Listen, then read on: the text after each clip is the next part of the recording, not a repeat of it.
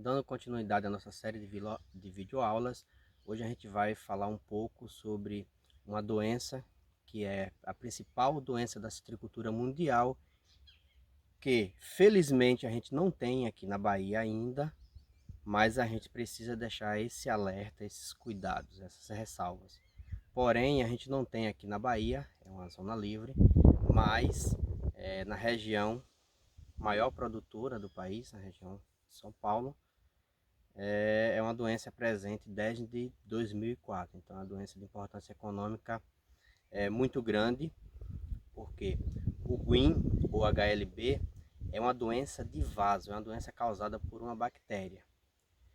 E essa doença ela compromete substancialmente a produção como um toda, porque por ser uma doença de vaso, ela vai entupir, né, o floema, então vai evitar ou vai impedir a circulação de seiva na planta. A bactéria causadora do GUIN, o HLB, ela é transmitida pelo psilídeo. Então, esse inseto sugador tem essa função, né, de atuar como vetor da doença.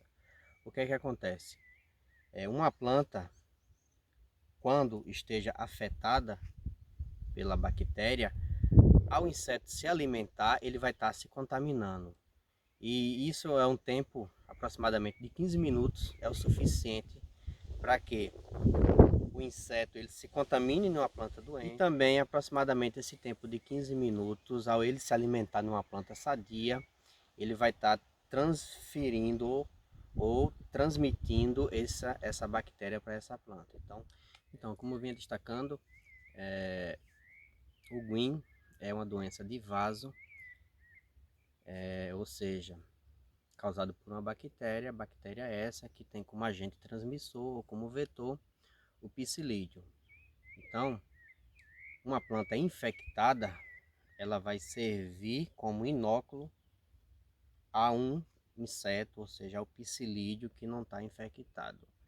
E dentro das condições, logicamente, se a gente está falando de um inseto sugador, as condições favoráveis ao desenvolvimento desse inseto e, consequentemente, a transmissão dessa bactéria é a planta estar vegetando bem, né?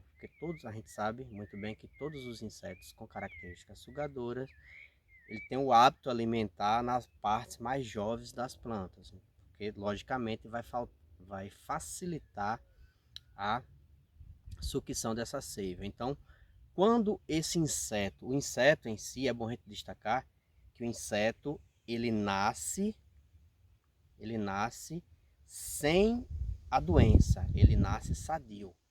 E ele vai se infectar numa planta que já está doente, no ato dele se alimentar. Então, como a gente mencionou, aproximadamente ele ficar 15 minutos se alimentando na parte de uma planta infectada, logicamente ele vai se infectar e com igual tempo que ele se alimentar numa outra planta que não esteja infectado, ou na parte de uma outra planta que a bactéria ainda não tenha chegado, ele vai atuar como vetor, vai transmitir essa bactéria. Então, é algo muito importante que tem que ser monitorado. Então, a principal ação que a gente tem que destacar em relação ao GUIN é evitar a chegada do problema na propriedade, porque depois de instalado, é monitoramento constante da propriedade. No mínimo, a cada 3 meses a propriedade tem que ser monitorada e também, no mínimo, 2 vezes por ano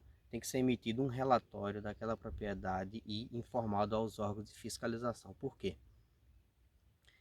A principal ação de controle do GUIN, como a gente já mencionou, é a eliminação da planta infectada, porque uma planta infectada, um exemplo, uma propriedade com 1000 plantas, a gente tem uma planta infectada, então a gente tem a base do inóculo para que se contamine toda a propriedade ou a maior parte da propriedade, que o resultado final vai ser a erradicação. Logicamente, quando o psilídeo se alimenta e transmite essa bactéria para a planta, o que é que acontece?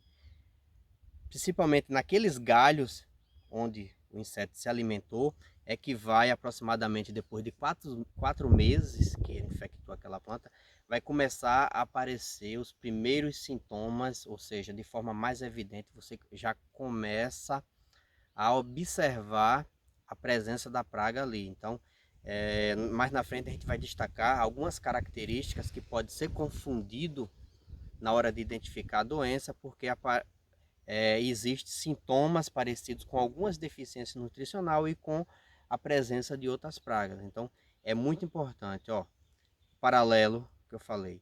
A cada 3 meses tem que ser monitorado a propriedade que tem a doença ou a região, né, se a propriedade estiver inserida na região.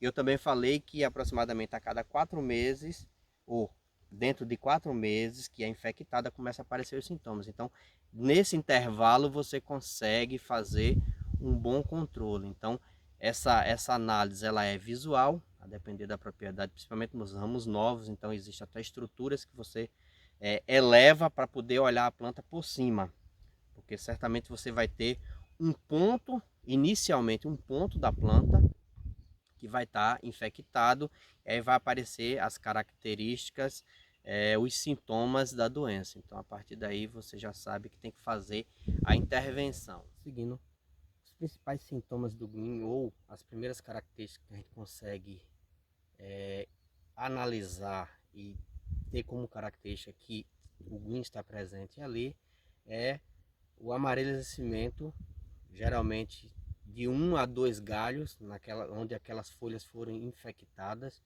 Então, quando o ramo, né, é logo infectado no início, um ramo mais jovem, a gente vai perceber esse amarelecimento da folha como um toda. Quando essa folha vai ficando mais madura, a gente começa a perceber um mosqueado nessa folha. E assim, à medida que vai evoluindo, além dessa coloração amarelada, a gente vai perceber que as folhas vão começar a ficar um pouco tortas, perdendo a simetria que naturalmente elas têm. E assim, mais algumas características, como a gente já falou, a simetria, o limbo foliar vai apresentar irregularidades, então partes mais amarelas, partes mais verdes, vai apresentar nervura mais escura, logicamente quando a folha começa a perder tonalidade, a nervura ela vai se apresentar como mais escura e mais rígida. A folha vai apresentar características, além da falta de simetria, com o limbo um pouco virado, que alguns dizem que é semelhante à orelha de coelho. Então são algumas observações. Isso na folha. Quando partindo para o fruto, a gente vai perceber logo o fruto ponto jovem, que o fruto vai reduzir de tamanho, o fruto não vai se desenvolver, não vai encher de suco, água, esse fruto vai ficar limitado. A parte central do fruto ali vai perder a simetria. A gente vai perceber, quando a gente cortar esse fruto, a gente vai perceber que perde a simetria. E também as sementes, elas não se desenvolvem, ou seja, a semente fica morta.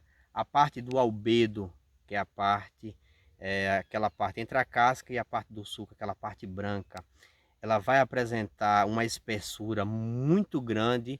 Em algumas situações, essa espessura ela é maior do que a própria parte da polpa do fruto, então é bem característicos mesmo.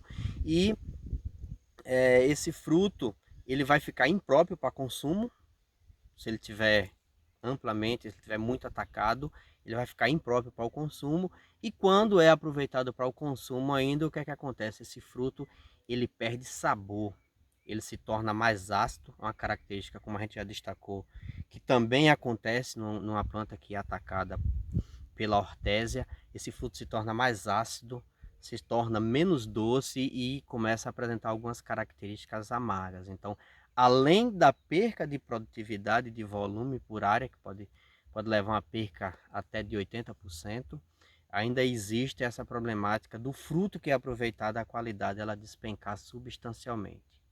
Isso já pensando em indústria, porque para um fruto de mesa, numa planta atacada pelo GUIN, ela já se torna totalmente inviável a utilização. E assim, só reforçando como a gente destacou no início, a gente tem que tomar vários cuidados para evitar que esse problema chegue aqui em nossos pomares. Então a gente tem que trabalhar com ações integradas, ou seja, a gente tem que fazer um manejo integrado na região onde já tem, e onde não tem a gente tomar devidas precauções para limitar ou para evitar, quer dizer, limitar não é suficiente, então a gente tem que evitar a entrada do GUIM em nossa região, porque nós não temos estruturas, não temos profissionais para monitoramento. A maior parte das propriedades da nossa região são propriedades de agricultores familiares e algumas são propriedades cultivadas, várias coisas juntos, então irregulares, então é difícil monitorar, é difícil ter esse controle, então a gente tem que evitar. E uma das principais ações é utilizar sempre muda sadia, adquirir muda de viveristas idôneos, viveristas que são certificados para evitar esse problema. Então, a gente tem que evitar que o problema chegue. Existem várias outras características, algumas a gente vai destacar, outras a gente vai dar tanta ênfase pelo seguinte fato. A principal mensagem desse vídeo, dessa aula agora, é destacar a importância que essa doença tem para a citricultura mundial, sendo considerada a principal problema e que traz prejuízo e é presente em todas as regiões produtoras, principais produtoras de citricultura no mundo. Então, a gente tem que evitar que essa doença chegue aqui, tome as devidas precauções, porque tem a capacidade de dizimar a citricultura se não for monitorada da devida forma. Então, mudas sadias, ter um planejamento, se chegar a acontecer, ter o controle do psilídeo. Então, são todos esses fatores que o agricultor tem que estar atento para evitar que esse problema se instale em nossa citricultura e, consequentemente, possa comprometer a renda de muitas famílias que atuam ou que sobrevivem dessa atividade aqui na região. Então essa é a mensagem que a gente queria deixar